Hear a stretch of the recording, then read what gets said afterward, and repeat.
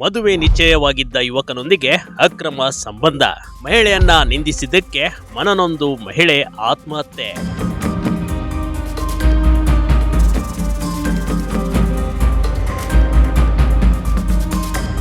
ಮಹಿಳೆಗೆ ಅಕ್ರಮ ಸಂಬಂಧ ಹೊಂದಿದ್ದಾಳೆಂದು ನಿಂದಿಸಿದ್ದಕ್ಕೆ ವಿವಾಹಿತ ಮಹಿಳೆ ಆತ್ಮಹತ್ಯೆ ಮಾಡಿಕೊಂಡಿರುವ ಘಟನೆ ಹಾಸನದಲ್ಲಿ ನಡೆದು ಹೋಗಿದೆ ಕಣ್ರಿ.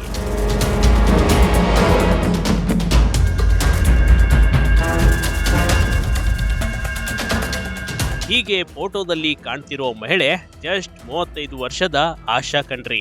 ಇನ್ನು ಬದುಕಿ ಬಾಳಬೇಕಾದವಳಿಗೆ ಅಕ್ರಮ ಸಂಬಂಧ ಕಟ್ಟಿ ಆಕೆಯ ಜೀವನವನ್ನೇ ಕಳೆದುಕೊಳ್ಳುವಂತಾಗಿದೆ.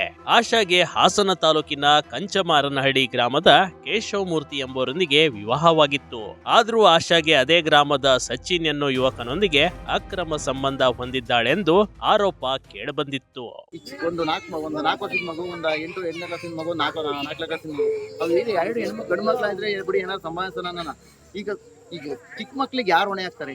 ಏನಾಗಿದೆ ಪಾಯ್ಸನ್ ತಗೊಂಡಿದ್ರು. 1ನೇ ಕೇಸಲ್ಲಿ 1ನೇ ತಾರೀಕಲ್ಲಿ ಪಾಯ್ಸನ್ ತಗೊಂಡಿರೋದು. ಅದು ಇವತ್ತು FIR ಆಗಿ ಈ ಹಂತಕ್ಕೆ ಬಂದಿದೆ. ಯಾವ ಕಾರಣಕ್ಕೆ ಏನಾಗಿತ್ತು ಅಂತ? ಇವು ಅವಳು ಇನ್ನೊಬ್ಬ ಹುಡುಗ ಬರೋಣ, ಸಚಿನ್ ಅಂತ. ಆ ಹುಡುಗನಿಂದ ಫುಲ್ ಮೆಸೇಜ್ ಎಲ್ಲ ಪ್ರೂಫ್ ಎಲ್ಲ ಇದನ್ನ ನಾನು ಕೊಡ್ತೀನಿ. ನಾನು ನೀವು ಮೆಸೇಜ್ ಮಾಡ್ತೀನಿ, ಅದನ್ನ ವಿಡಿಯೋ ಮುಂದೆ ನಾನು ಸಬ್ಮಿಟ್ ಮಾಡ್ತೀನಿ ಎಲ್ಲನೂ. ಅದು ಏನು ಹಾಕಿದ್ದಾರೆ ಅವ್ರ ಮನೆಯವರು. ಸ್ಥಳದಲ್ಲಿ ಇಲ್ಲ ನಾವು, ಆದ್ರೆ ಅವ್ರ ಮನೆಯವರೆಲ್ಲ ಬಂದು ಧಮಕಿ ಹಾಕಿದ್ದಾರೆ. ಧಮಕಿ ಹಾಕಿದ್ದು ಕಾರಣಕ್ಕೋಸ್ಕರ ಅವರು ಪ್ರಾಣ ಬೆನ್ನೋದಕ್ಕೆ ಔಷಧಿ ಕೊಡಿದ್ದಾರೆ.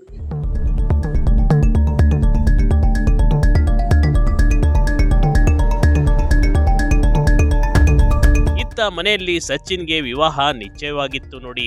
ಆದ್ರೂ ಆಶಾ ಯುವಕನೊಂದಿಗೆ ಅಕ್ರಮ ಸಂಬಂಧ ಹೊಂದಿದ್ದಾಳೆಂದು ಹೇಳಲಾಗ್ತಿತ್ತು. ಹೀಗಾಗಿ ಯುವಕನ ಮನೆಯವರು ಆಶಾಳಿಗೆ ಮನಸೋ ಇಚ್ಛೆ ನಿಂದಿಸಿದ್ರು.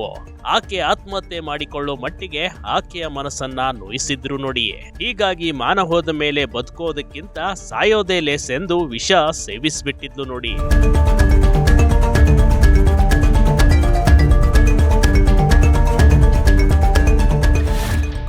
ಯುವಕನ ಮನೆಯವರ ಟಾರ್ಚರ್ಗೆ ಆಶಾಳ ಕೆಟ್ಟ ನಿರ್ಧಾರ.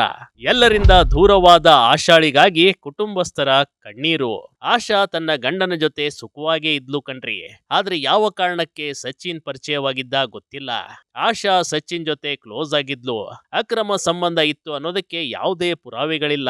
ಆದ್ರೂ ಸಚಿನ್ ಜೊತೆ ಆಶಾಳ ಅಕ್ರಮ ಸಂಬಂಧ ಇತ್ತು ಅಂತ ಪುಕಾರು ಎಬ್ಬಿಸಲಾಗಿತ್ತು ನೋಡಿ. ಕೊನೆಗೆ ದಾರಿ ಕಾಣದೆ ಆತ್ಮಹತ್ಯೆಯ ನಿರ್ಧಾರ ಮಾಡ್ಬಿಟ್ಟಿದ್ಲು ಈ ಹೆಣ್ಮಗಳು. ನೋಡಿ ಈ ತರ ಮಾಡ್ಬಿಟ್ಟು ಈ ಪರಿಸ್ಥಿತಿ ಮಾಡಿ ಮಕ್ಳ ಪರಿಸ್ಥಿತಿ ನೋಡಿ ಸರ್.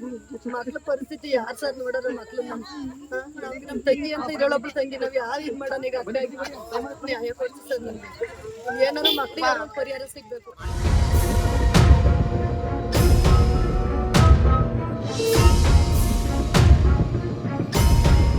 ಸದ್ಯ ಆಶಾ ಮನೆಯವರು ಯುವಕನ ಕುಟುಂಬಸ್ಥರ ವಿರುದ್ಧ ದೂರನ್ನ ನೀಡಿದ್ದಾರೆ. ನಿಂದನೆ ಹಾಗೂ ಆತ್ಮಹತ್ಯೆಗೆ ಪ್ರಚೋದನೆ ಮಾಡಿದ್ದಾರೆಂದು ದೂರು ದಾಖಲಾಗಿದೆ. ಆದ್ರೆ ವಿಷ ಸೇವಿಸಿದ ಆಶಾಗೆ ಬದುಕಿಸುವ ಪ್ರಯತ್ನ ಮಾಡಲಾಯಿತು. ಆದ್ರೆ ವಿಷಯಕ್ಕೆ ಆರೋಗ್ಯ ಸ್ಪಂದಿಸದೆ ಆಶಾ ಕೊನೆ ಹೆಸರು ಎಳೆದ್ಬಿಟ್ಟಿದ್ದಾಳೆ. ಸದ್ಯ ಪೊಲೀಸರು ಈ ಕೇಸ್ ಬಗ್ಗೆ ತನಿಖೆ ಮಾಡ್ತಾ ಇದ್ದಾರೆ. ಸಚಿನ್ ಸೇರಿ 6 ಮಂದಿ ವಿರುದ್ಧ ಹಾಸನ ಗ್ರಾಮಾಂತರ ಪೊಲೀಸ್ ಠಾಣೆಯಲ್ಲಿ FIR ದಾಖಲಾಗಿದೆ. ಇಲ್ಲಿ ತಪ್ಪು ಯಾರ್ದು ಅನ್ನೋದು ತನಿಖೆಯ ಮೂಲಕವೇ ತಿಳಿದು ಬರಬೇಕಾಗಿದೆ ನೋಡಿ. Big TV Karnataka, Hassan.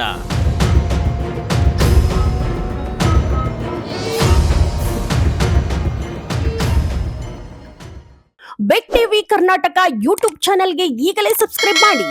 ಧನ್ಯವಾದಗಳು.